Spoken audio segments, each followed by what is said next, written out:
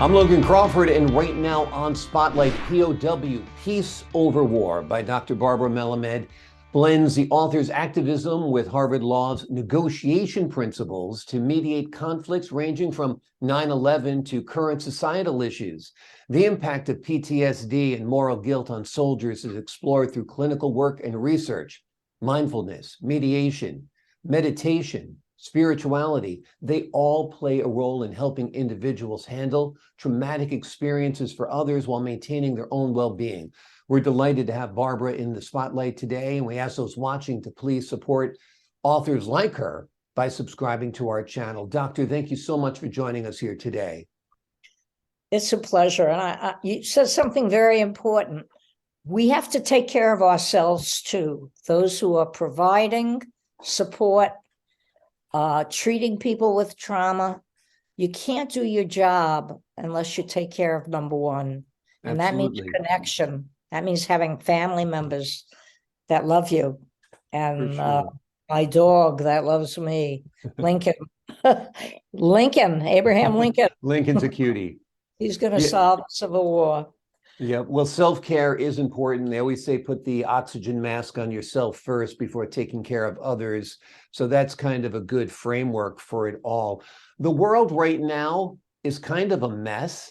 I feel like the United States is in a proxy war with Russia. What do you think? I think that what we're trying to do by providing the tools that Ukraine needs to keep their independence is important. Mm-hmm. We don't have our soldiers on the ground, but they're in Poland. Mercenaries probably are over there, but the Ukrainians under their president are doing a pretty good job holding their own. What's suffering are the people on the ground. I talked to a little boy who was in Mariupol in the theater where they're supposed to be safe. And he was bombed and he couldn't find his mom because the smoke was so great. And finally she found him and he pointed to, I don't know if it was on video, a dead body. And his mom said, "Oh, it's just a man sleeping." This was a 7-year-old. The images coming in from Ukraine are horrifying, and we know as a practical matter that they will be living with this horror for at least the next decade once the conflict stops, because they will have to rebuild. Let's talk a little bit about your book and using mediation and conflict resolution to reconcile international and local disputes. There has to be a way to come to some kind of agreement or negotiation, I would think, with Vladimir Putin, don't you think? Yes, he sits at the end of a long table and his oligarchs whisper in his ear, and he's missed the opportunity because originally the president was willing to say, "Okay, I won't join NATO, give me security, and we want our independence." People, some who speak Russian, they want to be Ukrainians. So I think the war could have been prevented if the UN and if Putin had his ears open. And he didn't. He wasn't at the table. Tell me about why you wrote this book. It's part memoir, it's part blueprint, I think, in order to resolve these conflicts. I mean, I would think in the year 2023 that there's a better way to resolve our conflicts than blowing somebody else up, right? Exactly.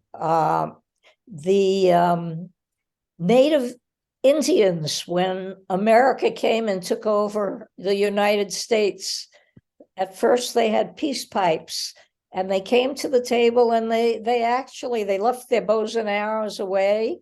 But then they got sick, and the Americans put them in reservations. Yeah. What they were reserving, I don't know. But they missed the opportunity even way back then. So we have to teach people about it. And I'm a teacher. I'm a psychologist first. I'm a mother first. I'm a middle kid. That's how I learned how to mediate. I was a middle kid. Yeah. But mediation involves identifying who has the power, because my publicist called it peace over power instead of peace over war. And in some ways, he's right, that a lot of the disagreements, whether it's as hard as Ukraine or whether it's a kid bullying another kid, it's about power. It's about somebody wanting something more than what they have and getting it from the other. And so we have to live with the other. I had the opportunity in the Experiment International during the Kennedy days of living with Hindu, Brahmins, and Parsis in India. And I spoke a little Hindu, but I needed to really learn how to go to the bathroom and how to helping wash the dishes together. That made a difference. Yeah. So we now, in my home, accept people from the United States as an exchange program for professional fellows and also for undergraduate students. Here in Hawaii, we have the East-West Center.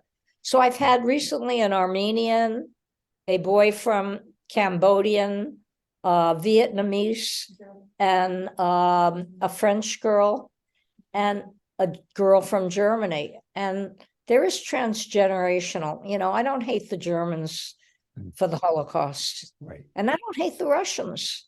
I adopted a little boy from Russia. He's 27 now. And the sad thing is the woman who helped us with the language was on Facebook with me. And she said, Barbara, my life's in danger if I continue to Facebook with you. So that's sad. And we have to have the United States and the other European countries show the willingness to fight the aggression that Putin has put out there so that we can either put him in jail or get a different leader. Leadership is critically important. Yeah. And I'm not going to talk politics. Right. It would take too long. And also that divides people. We need to find common ground. And Right. I think people from Right. both aisles actually do have the same goals. And I do think people are manipulated by their leaders. Like you said, we don't hate Russians. We Right. don't But if hate... you're afraid to go to your job because somebody might break windows and go after the Speaker of the House, that changes the politics. It's crazy. And again, I mean, the same thing's true at Brett Kavanaugh's house. They shouldn't be protesting there or trying to break in and kill him either. It's awful. I mean, we are in a horrible state in the United States right now where, that people are taking the law into their own hands. I mean, Right. I guess that's why we're seeing so many mass shootings. I mean, if you're just angry with your employer, you come back with a gun and kill everyone. I mean, what's going on here? And the kids should not be watching the murder of Black. It doesn't help. I've used video to help kids prepare for surgery, but the media now is escalating, and we need to control what we're watching on the media. I think video games in particular tend to immerse young people in this world of violence with these first-person shooter games. And I think they glorify violence. And for some reason, if you blame the media at all, I guess because the media is what reports on it. Yeah, but we have to do something else. Like I work with Maya Satura, Obama's sister. We have a group called seedsofpeace.org, but it's not seeds with a S, it's C with a C. And the C's stand for collaboration, communication, conflict resolution, and connection. Right. Connection is critical. Yeah. Connecting with each other. And, you bring up a very good point about leadership. We need to sometimes change leadership. Yeah. We have to have voting rights, though. We have to have people not afraid to speak out. And we have to have more women involved. I'm glad we have a woman vice president, but I remember what Michelle said to me once. She said, life is always a process. You're going to have so many lives within a life. It's about the choices you make that matter. Don't be afraid to walk away from something not right for you. Mm. So, I'm not going to get into the gun. I'm not going to get into the gun control issue. Right. Let's talk about the Harvard Law School's negotiation principles in the book. Tell the folks at home how this could help in resolving some of the conflicts that are facing the world today. Okay. We learned that mediation really does have an agenda. First of all, you have to define who the stakeholders are, who has the power. And then you have to try to pick a mediator who people will listen to. And you have to give people a voice. They have to be able to tell you what they think, even if the leader ignores it. They have to have that voice. They have to be able to come together, make an agreement, even if everybody doesn't get what they want. And then you have to have a coming together where you might change the agreement. If something's not working, do something about it, change it. Exactly. Harvard people are doing very important things. I was at a meeting in 2022 and we were talking about the Ukraine situation, and that was before the invasion. Why wasn't somebody talking to Putin? I mean, we missed the boat on that one. And, we need to get people to communicate. The Harvard people are involved in not just teaching at Harvard, but I work with Mediators Beyond Borders, and that's an international group. And Harvard people come and they accompany us. And that's the way groups should work when they're trying to solve problems. Bring in the experts, see what works, and change what doesn't work. My motto has always been, if you see something wrong, say something, do something. And, Martin Luther King said it. He said, nonviolence isn't a garment that you take off and change. It's in your heart and you wear it every day. I was a Gandhi advocate, and I do believe that you need to,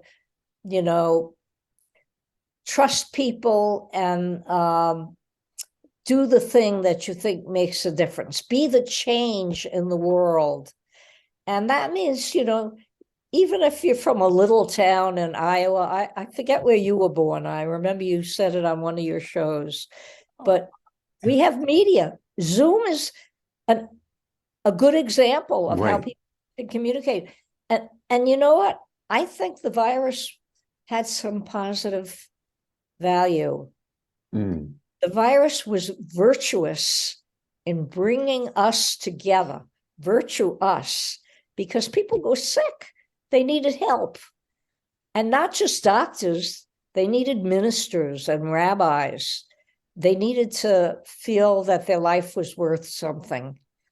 And those that we lost will be remembered by what we bring to the table. And part of bringing to the table is stopping wars, which is what my book is about. Peace over war. Let's stop wars. Let's do it. Yeah. I mean, there seems to be such a change in the culture from when you were growing up and when I was growing up.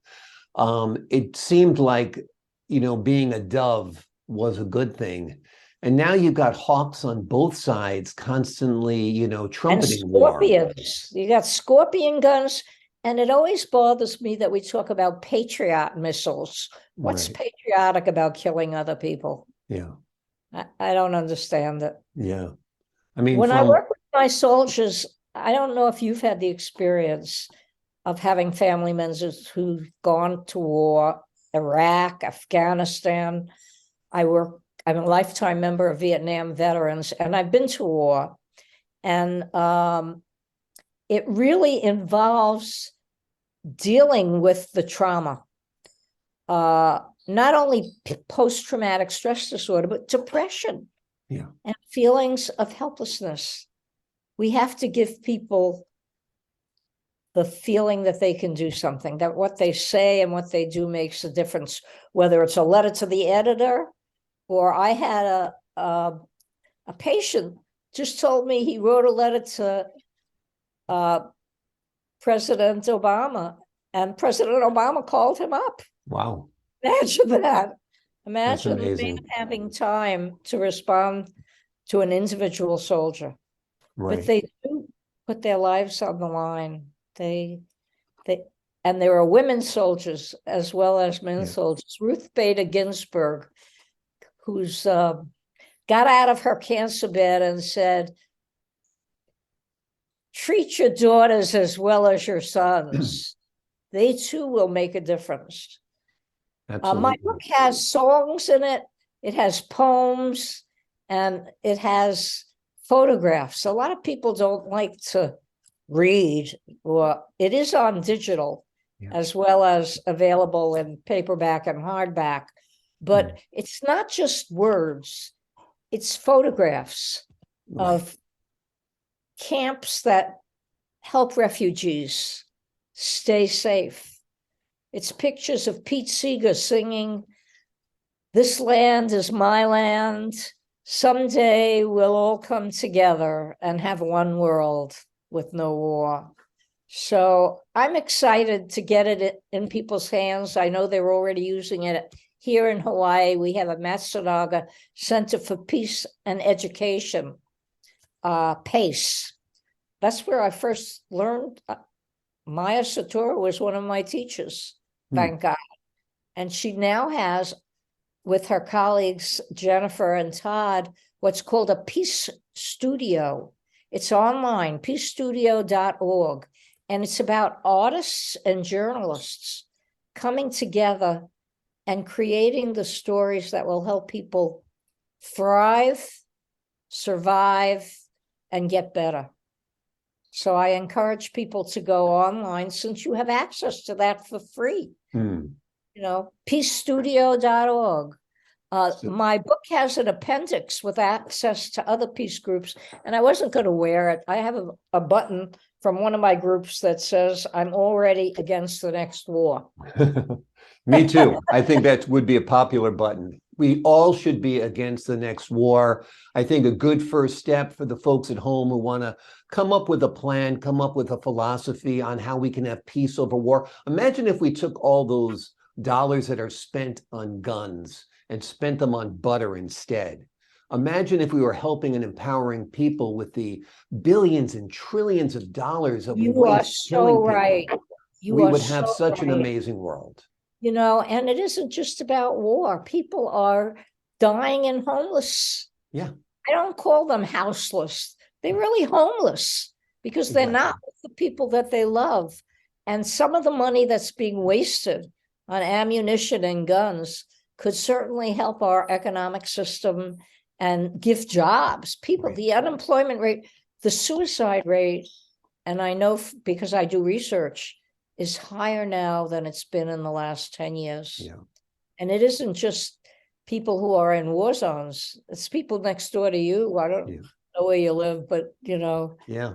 No, I mean, from fentanyl to depression to social anxiety, there are many, many issues out there. And this is one I'll leave you with and get your thoughts on, is across America now, we have empty cities.